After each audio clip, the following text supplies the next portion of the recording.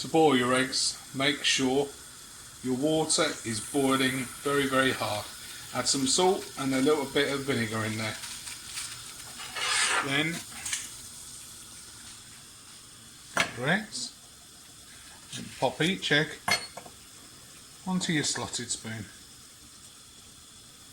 Take the spoon over and gently into the boiling water. Then leave there for 4 minutes for a soft boil or for 8 minutes for a hard boil. We'll look at that in a minute.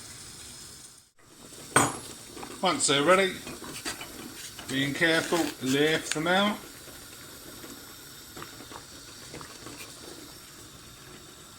Then into your egg.